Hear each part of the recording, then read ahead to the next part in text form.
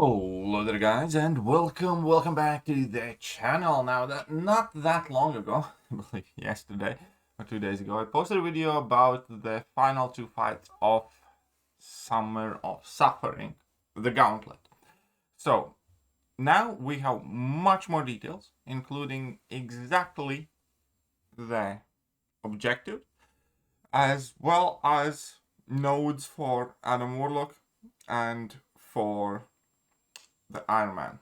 So this is how the layout is going to look like. The path is going to be Adam Warlock, Photon, which is actually quite fun fight. Then Mole Man is going to be the fight that we need to take on both ends kind of it. And keep in mind that Mole Man was the fight where we needed to do all the damage with either power stings or dots, basically. So that is a fairly finicky fight, but I did find it quite fun.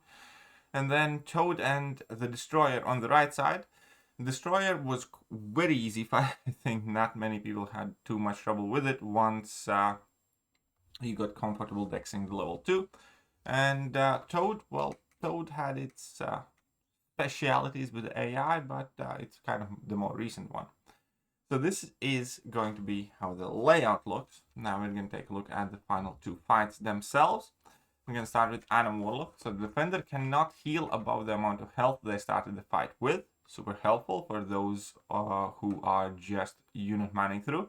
The defender takes 100% less damage while the attacker has less than 3 buffs applied to them, so buff top lane. So we're going to have to use buff heavy champions. Intercepting the defender with a medium attack nullifies all non-armor buffs on the attacker and deals the attacker a burst of direct damage equal to 20% of the defender's attack. So if we are going to be intercepting, has to be light attacks, which is going to be the difficulty of this fight, I believe. And then when the attacker gains bar power, they are special locked for 1 second. Kind of annoying. This defender is more likely to activate special attack 2. Okay. Every 15 seconds, if the attacker has more power than the defender, both champions are passively power drained and then granted the amount of power equal to the amount drained from the opposing champion, so power alternator. This is a node that I absolutely hate though, but fair, fine, okay. When the defender finishes a special attack, a 4-second timer starts, unless already active or unless a soul barb effect is active on either champion. If the defender is struck by a heavy or special attack while the timer is active, they are inflicted with a non-stacking 1000 potency soul barb debuff for 10 seconds. If the timer expires, the soul barb is inflicted on the attacker with 200 potency and the duration halved. The soul barbs actually, they're kind of meant to also help you, because Adam Warlock, when entering the stasis pod, gain a regeneration buff, healing up to 10% of missing health over 2 seconds, unless suffering from soul barb effect. Additionally, when the opponent strikes into the pod, they have up to 100% chance to be inflicted with stun debuff for 2 seconds, unless suffering from soul barb. Since it is more likely that he will be throwing level 2s, he's going to be entering his pod quite a bit. But if you have that soul barb effect on Adam, he will not be regening, and you will be able to strike him whilst he's in the pod. So that's kind of the gist of this fight. You need to do light intercepts or just punishing his level 2s. Have buffs acting on yourself and don't get soul barb on yourself. So champions with buffs and easy access to heavy attacks or special attacks would be the ones to look out for here. Next up, we have the infamous Iron Man. It's also going to be an interesting fight. The defender cannot heal them above the amount of health they started the fight with. The defender is immune to effects of Nullify, Stagger, Fate Seal, Buff Immunity, and cannot have their buff ability accuracy modified due to abilities like Neutralize and Soul Imprisonment. The defender is immune to Unbreak debuffs, so there's no way for you to get rid of his armor up, basically. Whenever the attacker is immune to an effect, they lose 50% of their max health. So you can't use Shock Immune champions effectively in the fight, because this defender takes 100% less damage while the attacker has 3 or more unique buffs. This one takes 100% less damage while the attacker has 3 or more unique buffs. So you can't have more than 3 buffs active. which is kind of the opposite of buffed up node, I guess. Okay, when the attacker dashes forward, they gain an indefinite Fury charge, granting 100% attack rating.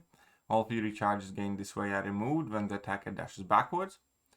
Attacker hasn't landed a hit in 6 seconds, they are inflicted with an indefinite shock passive that deals 2% of their max health as energy damage every second. Striking the defender removes this shock and resets the timer. This defender is more likely to activate special attack 1. Punishing the defender's special attack grants the attacker agent passive. I'm not entirely sure what that means. For 6 seconds, pause during the attacker's special attacks and while the striker is active. And whenever the defender finishes a special attack, unless this timer is already active, the attacker has 10 seconds to knock the defender down with heavy attack, or they are dealt a burst of direct damage equal to 33% of their max health. So this is again going to be one fight where you need to be knocking him down, but if he's spamming level 1s, obviously he cannot really be knocked down.